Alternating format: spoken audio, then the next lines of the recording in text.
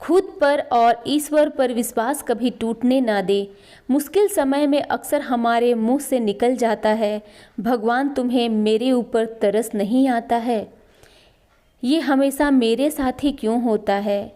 हम जब ऐसा कहते हैं तो सबसे पहले तो हम अपनी काबिलियत पर भरोसा खो देते हैं और दूसरा ईश्वर पर हमारा विश्वास हिल जाता है। हमें हमेशा यह ध्यान रखना चाहिए कि सब्र का फल मीठा होता है और भगवान जो करता है अच्छे के लिए ही करता है। हमें दुख और मुसीबतों के समय अपने हौसले नहीं खोना चाहिए।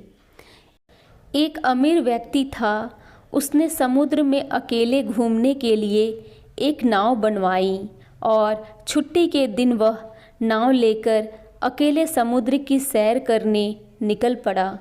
वह समुद्र में थोड़ा आगे पहुंचा ही था कि अचानक एक जोरदार तूफान आ गया। उसकी नाव पूरी तरह से तहस नहस हो गई, लेकिन वह लाइफ जैकेट के साथ समुद्र में कूद गया। जब तूफान शांत हुआ तब वह तैरता तैरता एक टापू पर जा पहुंचा, मगर वहाँ भी कोई नहीं था। टापू के चारों ओर समुद्र के अलावा कुछ भी नज़र नहीं आ रहा था। उस आदमी ने सोचा कि जब मैंने पूरी ज़िंदगी में किसी का कभी बुरा नहीं किया तो मेरे साथ बुरा नहीं होगा। उसको लगा कि ईश्वर ने मौत से बचाया है तो आगे का रास्ता भी वही दिखाएगा। धीरे धीरे वह वहाँ पर उगे झाड़ फल पत्ते खाकर दिन बिताने लगा, मगर अब धीरे धीरे उसे लगने लगा था कि वह इस टापू पर फंस गया है। मगर अब भी ईश्वर पर उसका भरोसा कायम था। उसने सोचा, इतने दिनों से मैं इस टापू पर मारा मारा फिर रहा हूँ, क्यों ना यहाँ एक झोपड़ी बना लूँ। पता नहीं अभी और कितने दिन यहाँ बिताने पड़े। पूरे दिन लकड़ियाँ और पत्ते वगैरह इकट्ठा कर उसने झोपड़ी बनानी शुरू की।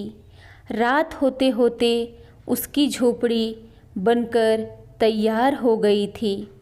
अभी वह झोपड़ी के बाहर खड़ा होकर उसे देखते हुए सोच रहा था कि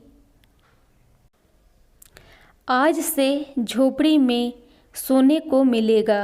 मगर अचानक से मौसम बदला और बिजली ज़ोर ज़ोर से कड़कने लगी और एक बिजली उसकी झोपड़ी पर गिर गई। उसके देखते ही देखते झोपड़ी जलकर खाक हो गई।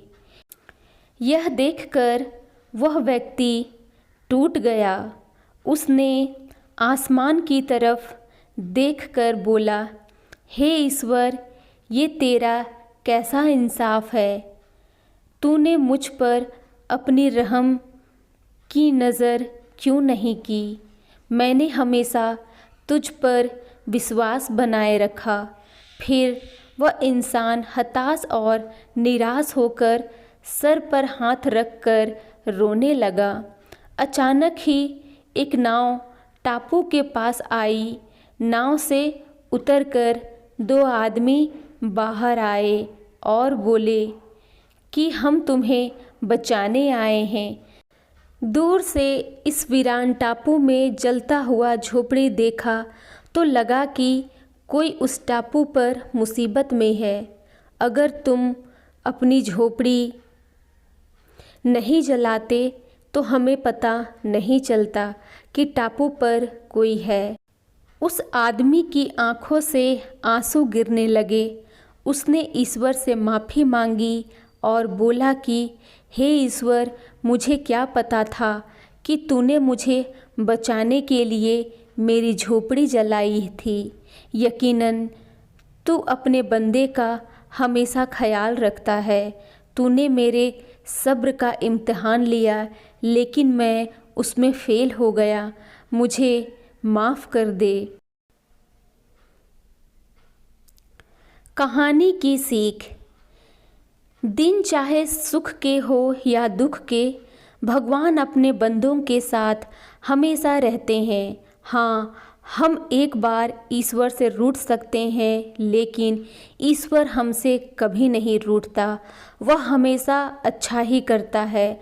अक्सर हमारे साथ भी ऐसे हालात बन जाते हैं, हम पूरी तरह निराश हो जाते हैं और अपनी ईश्वर या नियति से रूठ जाते हैं और विश्वास खो देते हैं, जिससे हमारी यानी आत्मविश्वास में भी गिरावट होती है। लेकिन फिर बाद में हमें पता लगता है कि परमात्मा ने अच्छा ही किया था, नहीं तो आज मैं यहाँ ना होता। इसलिए मुसीबत या दुख के समय हार मानने की बजाय लगातार काम करिए। क्या पता कब आपकी किस्मत आपको आपकी मंजिल तक ले जाए। धन्यवाद। ये स्टोरी अगर आप लोगों को पसंद आती है तो मेरे चैनल को लाइक और सब्सक्राइब करना ना भूलें।